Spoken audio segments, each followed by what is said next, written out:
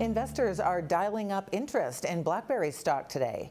The company is looking to the Chinese market for growth. CEO John Chen met with the chiefs of Xiaomi and Lenovo to assess partnership opportunities now that his company is on firmer financial ground.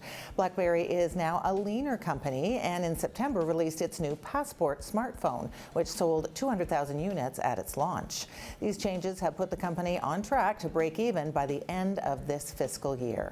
BlackBerry stock gained 5% today after Chen's meetings in China, and shares are now up more than 60% since he took the helm as CEO in November of last year. Chen made the rounds to media this weekend, touting BlackBerry's turnaround. He told Reuters, "Once we turn this company to profitability again, I will do everything I can to never lose money ever again." So what's next for Canada's former tech darling? Today, the last word goes to Rudyard Griffiths. So, Rudyard, you are a fan of BlackBerry?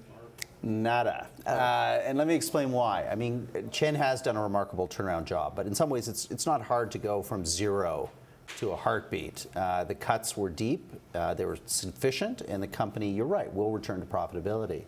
But the unit sales overall have continued to decline. The new device, yes, had a pop, but it's not as if BlackBerry's on its own. It's competing in this against the Apples, the Samsungs, the Googles of this world, and let's hope that some of these discussions in China are not about selling more units. Let's hope some of these discussions are about selling BlackBerry. Yes, well, a lot of people, I think, were perhaps thinking, yes, it would be opening the door not just to partnerships, maybe to an actual sale, but Chen is saying absolutely not. He wants to keep running the company as a, an independent firm and so forth. But, one of the things that came out of these media interviews he was doing over the weekend, talking up the turnaround, was he admitted that his wife won't give up her Samsung.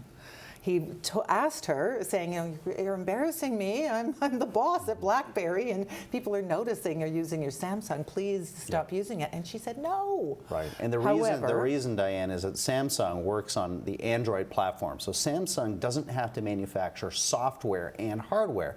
From the beginning, BlackBerry's problem, I think, has been that it's tried to walk and chew gum at the same time. It's tried to be a software manufacturer and a device manufacturer.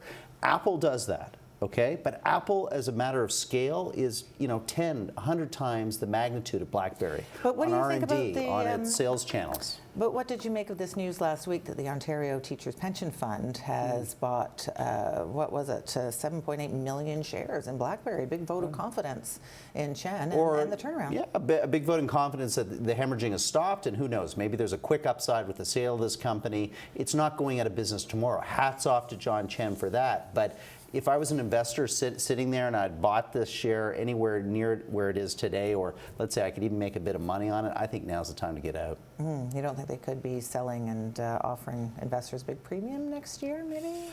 Look, the turnaround, they got 1% of device software installed globally. 1%. I don't see a big turnaround to return to the BlackBerry of 2011, 2010. All right, let's talk about another story that I'm curious to hear your opinion on this one. You saw this report was put out today by the Canadian Centre for Policy Alternatives about daycare, and it was basically setting up an affordability index, sort of comparing the cost of daycare versus what women are making, etc.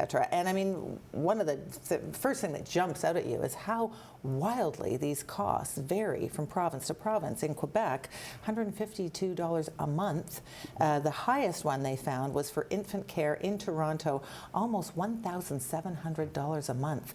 For childcare. My goodness, how much money do you have to be making to put your baby into care if you're living there? Well, let's remember that the Quebec program receives a very large state subsidy. Well, and that's really the discussion. Should that happen? So should we do this question? Look, if we think it's a good idea and a national government is elected on this basis, go ahead. But let's understand what we're doing. We're subsidizing a very narrow portion of the population to a very significant tune. And you have to wonder, could that money be spent as effectively or more effectively elsewhere? We've got a lot of needs, from healthcare to transportation to infrastructure. This is popular. It's about politicians kissing babies, and I understand why they like it. Oh, come on, Rudyard. There's a lot more to it than that, than kissing babies. I mean, one of the studies that I saw today when I was looking a little more deeply into this was an IMF research paper that said basically women entering the workforce has been a huge boost to the Canadian economy. If you look back, as they did, to 1995, when a number of tax changes were made, as well as an increase in child care benefits, women did start entering the workforce, and they were pointing out the incredible boost that has given. Okay, so let me see if I can really get you to blow your stack here, Diane. Is it really, should it be government policy to encourage both parents to work?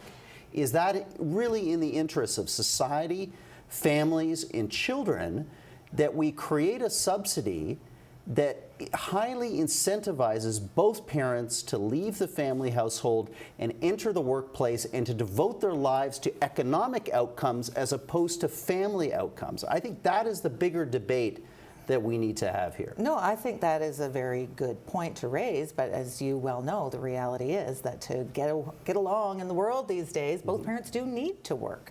There's not really that option, so they both got to go out and help pay the bills. Right, and we have a program working nationally now which provides a subsidy to parents to go out and find their own daycare solutions, whether that's a private provider, whether it's a family member, whether it's someone in their neighborhood and community. Could those allowances be more generous? Yes, but that's a long way from going to the Quebec model, which is basically saying we're going to turn over early childhood care to the state, and it's going to be the business of the state and probably, Diane, the business of big unions.